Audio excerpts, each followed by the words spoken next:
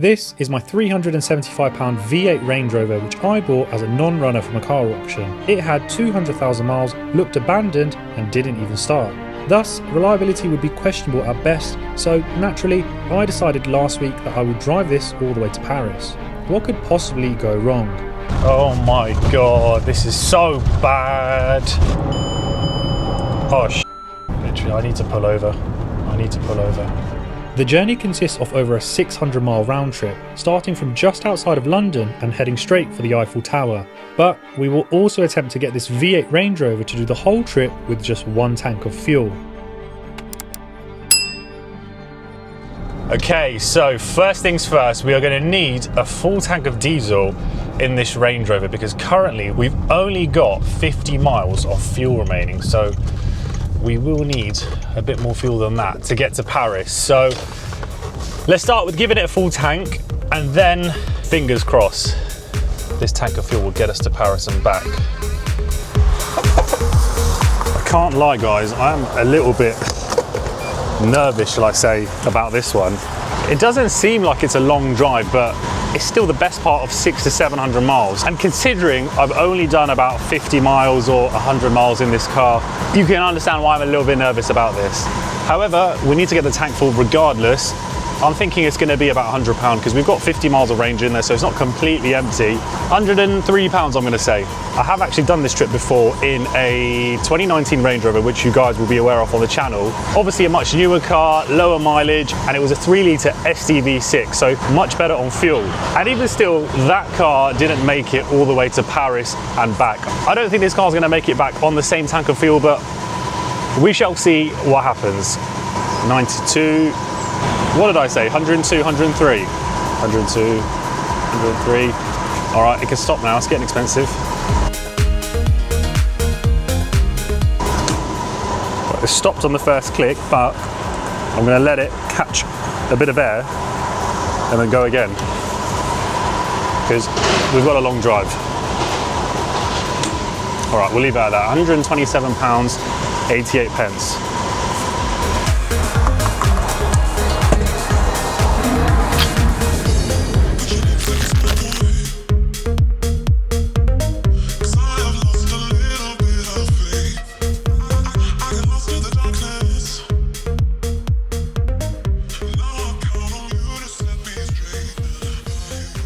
So we've just got onto the motorway now and the range is showing 523 miles. As we're going to be doing motorway mileage, I expect the range to go up, but at the same time, it's not always that accurate, especially with this older Range Rover.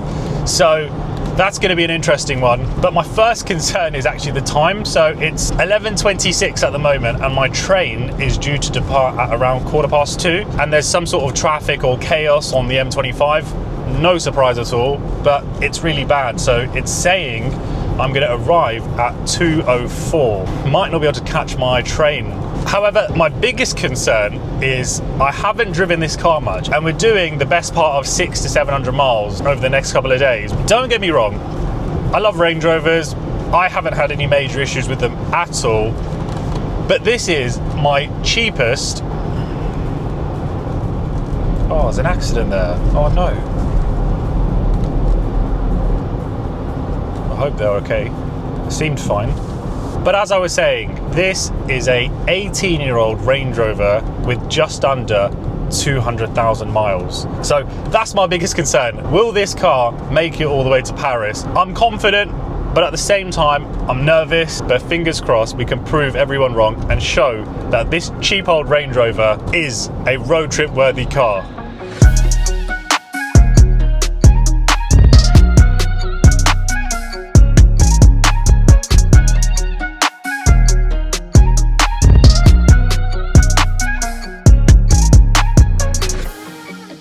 So just a quick update, we are 50 miles in and we have hit standstill traffic by Reigate. We've had to come off the M25 and we are in a lovely village actually, but still 1 hour 51 away. Our ETA is 4 minutes past 2. Doesn't look like we're going to make this train. However, on a positive, the car's doing fantastic. The range is showing 620 miles, which I believe is the maximum, because if it was done in kilometers it would be at 1,000. So the maximum it can actually show is 621 or 620. So fuel wise it's doing great, no issues to report so far, but just got this traffic to deal with, so let's see how we go. And it is moving, but very, very slowly.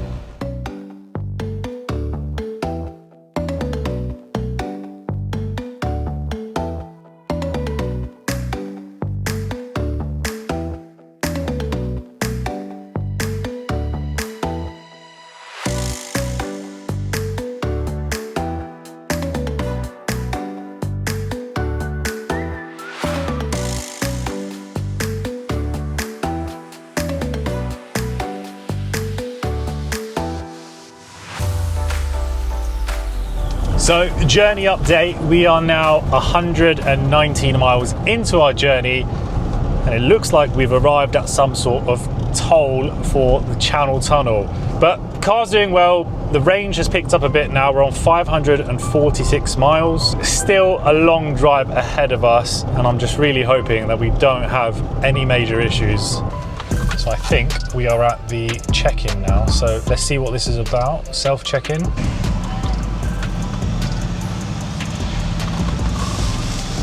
Press the check-in, 6, 7. You've arrived too late for your book departure. Your booking is no longer valid. Press I. Yeah, so unfortunately with the type of ticket that you purchased, you can only travel on your book departure. So now that you have missed that one, you will have to purchase a new ticket if you do need to travel. Well, that was an absolute joke. £220 I've just had to pay. £220. The most stupid thing about this is, fair enough, I've missed my outbound train, but because I've missed the train from the UK, the train which I'll have on my return trip from Calais coming back to UK, that's also void, even though that train's not, well, it's not today, is it? £220 extra. Absolute joke. That is not a great start to a budget road trip. It's half the price of this bloody car. It is what it is. We're here now, the car's here, so let's grab a coffee and then we will get boarding. Let's just have a quick look at the times, see what it's saying about the train. I think we're catching the 3:15, so, oh no, N3. Call in 15 minutes. I have not a clue where I'm going right now. N3, okay. So we've got 15 minutes according to this. Okay, so it's not the 3:15, it's the 3:46. All right, we've got 15 minutes or so. Let's go inside, use the facilities and grab a drink or something. What a start to this trip.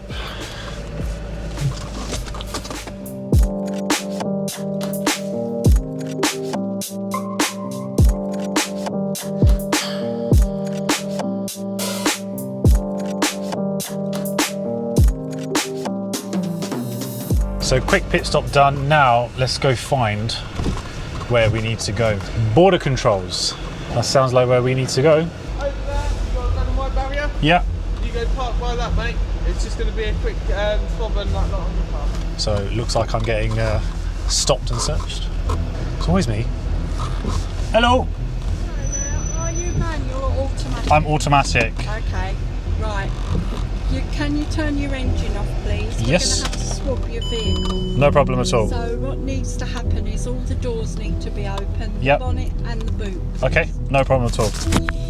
I did momentarily think they might do me for robbery because this car was £375. All jokes aside, these guys were pretty sound. They were more impressed with the car and the journey that I had planned ahead. I'm all in the clear. Of course I would be. Lane number 14 to me, please. 14. Thank you, mate. Have a good day. You too. All check-ins cleared. Now it's time to get boarded onto the train. No, 3:46. First problem of the day. Suspension fault, normal height only. So it looks like our suspension problem isn't fixed. But you know what? I expect nothing less from a £375 Range Rover. It is what it is. We're here now. We are now on the move, and I think we are about to board the train. I'm actually excited about this trip now. The fact that the car's made it this far, 120 miles, still showing a range of 530 miles, I've got a bit of confidence that we are going to make it. Even if there are issues still with our suspension, regardless, it shouldn't have an impact on the car driving. So I am excited. And yeah, we are about to board the train. Man, this is so cool.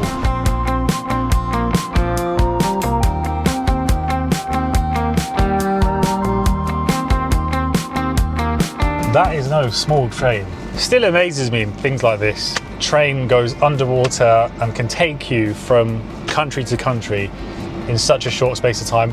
The last time I done this was not actually long ago, but it was via the ferry. I went with my wife, and obviously it's a bit more scenic and we had time and it was relaxing. However, today was about getting there as quickly as possible, and that's not gone to plan at all. A little trick I heard is to put your mirrors down so you can keep an eye on your wheels. So I'll do that now.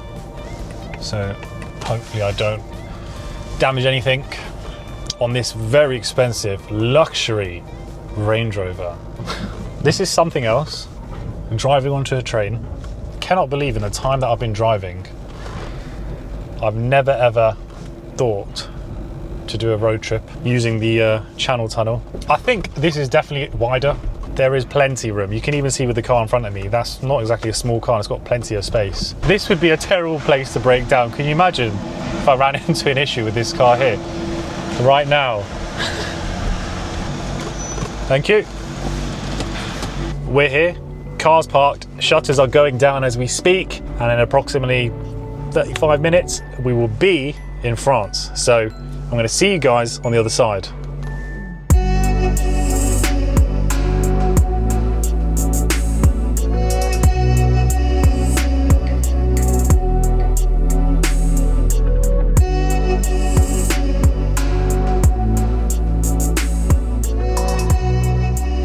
So we've arrived now into Calais. I think it's a good time to just have a little bit of sugar. Berries and cherry.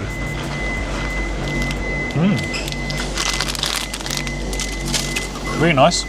And away we go. Bonjour Français.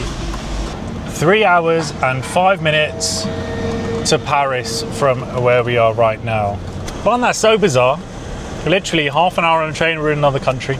Okay, sortie, turn right. French soil, A16. Just got to remember to stay. The slow lane on this will be the opposite side to the UK, so just got to remember that one.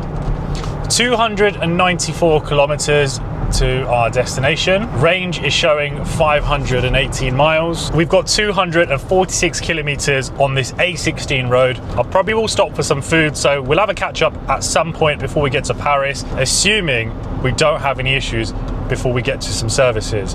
But that's where we stand. 291 kilometers to go, 511 miles in the range, and so far the car is performing, just with a few little niggly issues that we need to keep an eye on. So let's see how we get on.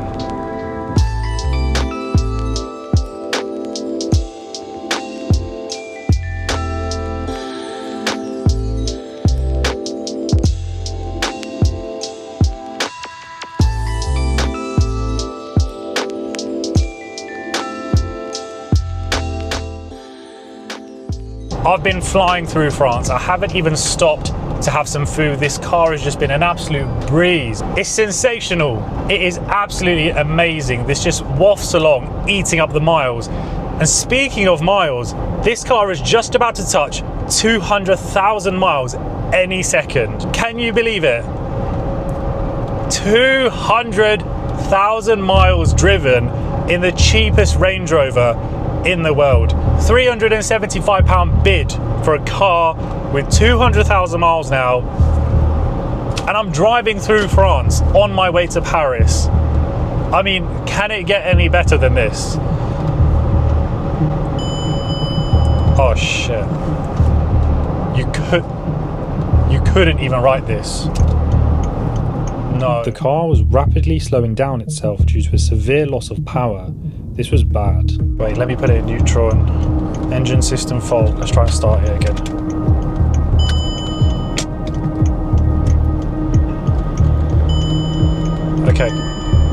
Okay.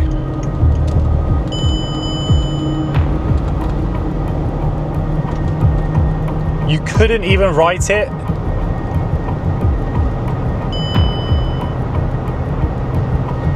You could not even make this up.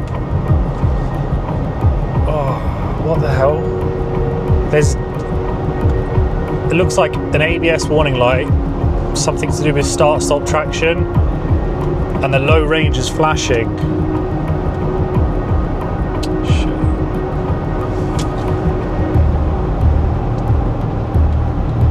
I mean, you couldn't even write it. Okay, the car seems to be driving, but when it said engine system fault, the car was quite rapidly slowing down. And I've got a coach which isn't too far away from behind, so it's not even safe to pull over just here. You know what, I'm tempted just to put it in neutral while we've got a bit of a gap, turn the car off and then turn it back on, and see if any of those codes go away. We'll give it a go.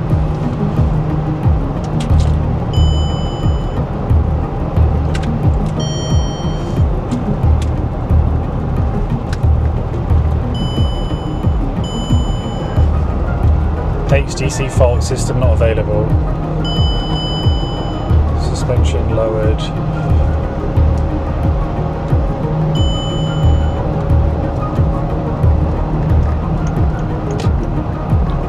Some other guys broken down here as well. You can see it's not an ideal place to have an issue.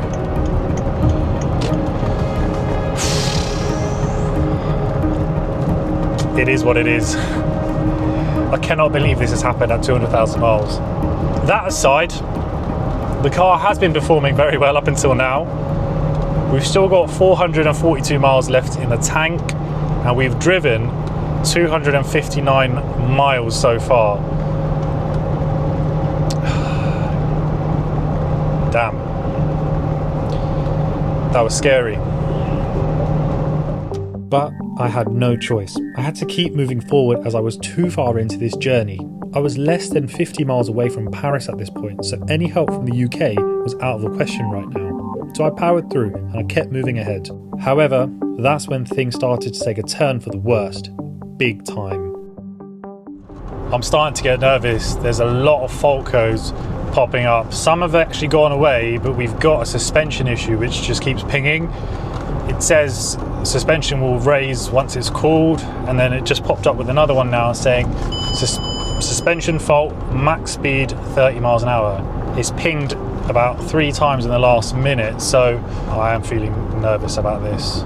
We're so close, but still, we're not there yet. There's definitely an issue with the suspension. It's gone super bouncy, which makes me think the car is riding very, very low. This is not ideal.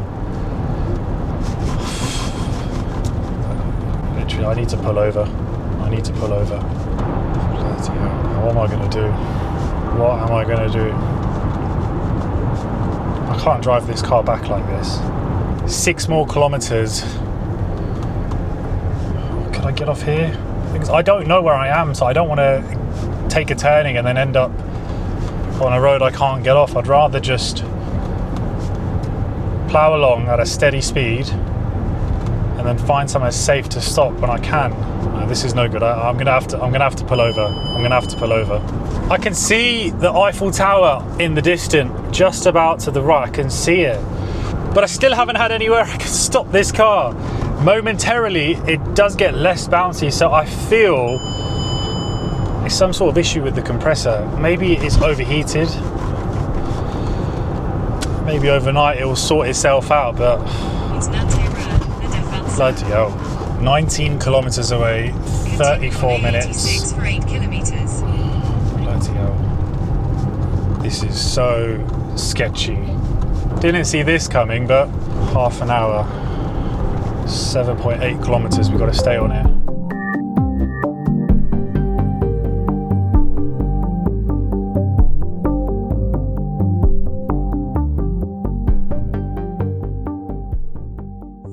We're in Paris. I can see the Arc de Triomphe. Sometimes it's okay, sometimes the suspension gets really bad. Like at the moment, I would say 10 being the worst. It's about a 5.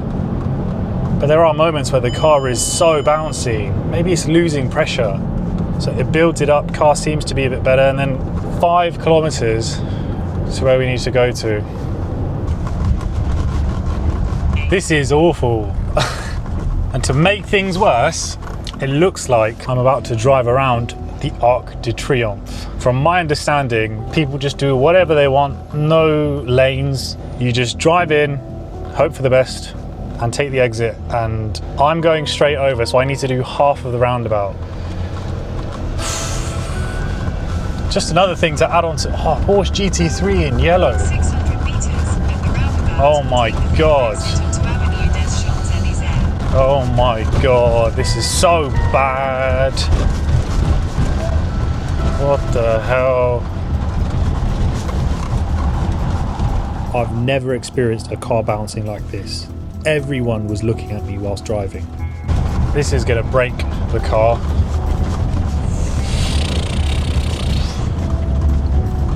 Right, here we go. Oh my god.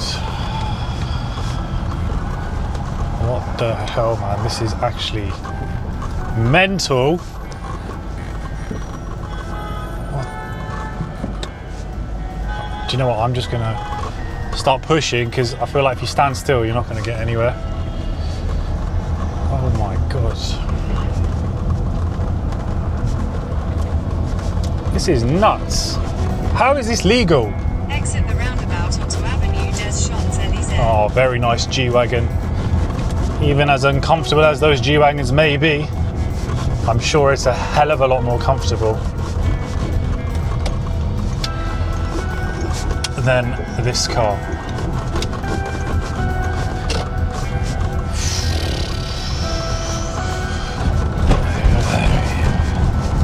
Right, I need to pull over because this is undrivable as we speak. Yeah, I gotta stop.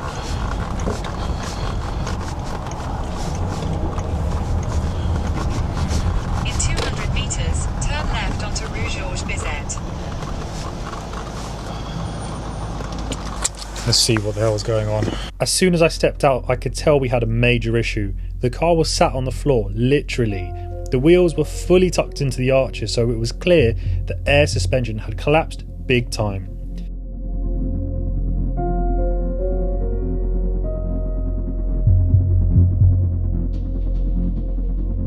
The front wheel arch was near enough touching the floor. This is not what I need when I'm so far away from home.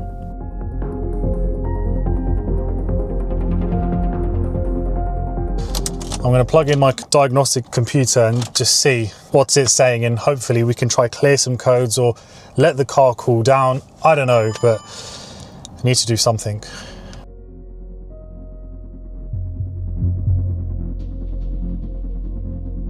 Without knowing all of the details, it's looking like we've got a compressor issue. I'm just hoping when it cools down, this will get fired back up again. But let's clear those codes and let's keep driving.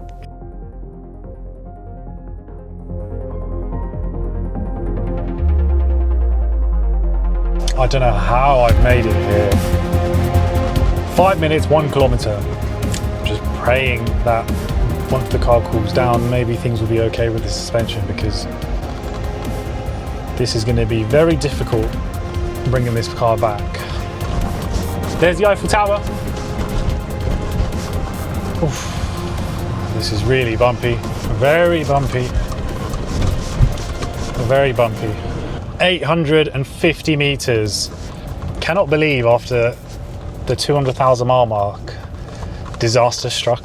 We're gonna have to start looking at plan B for getting this car back home, because this is not drivable.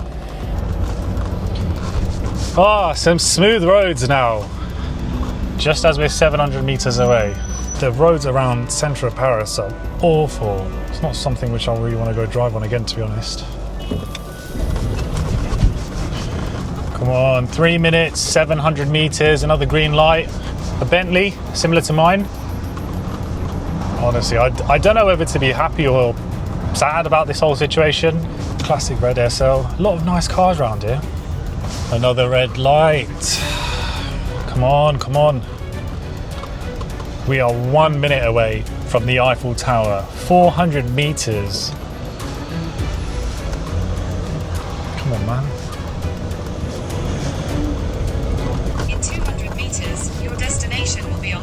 That's right. 200 meters and then we will have arrived. Oh, there it is, there it is. You know what, hopefully I can park up over there, get a cheeky little shot with the car.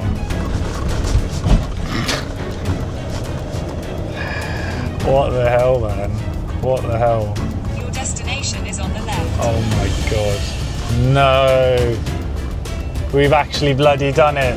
We've actually done it. No. Oh my god. I need to get out and take a photo of this. That looks insane.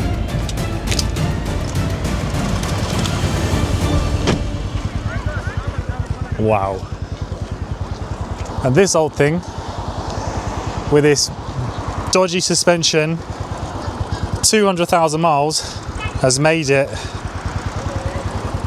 over to the Eiffel Tower. I actually don't know what to say. I actually don't know what to say. What a drive. This Range Rover was bought for a £375 bid as a non-runner, and it arrived in a recovery truck, looking like it belonged in a scrapyard. And maybe that's where it was headed. But with some time, some tools, and a lot of stubbornness, it lived again.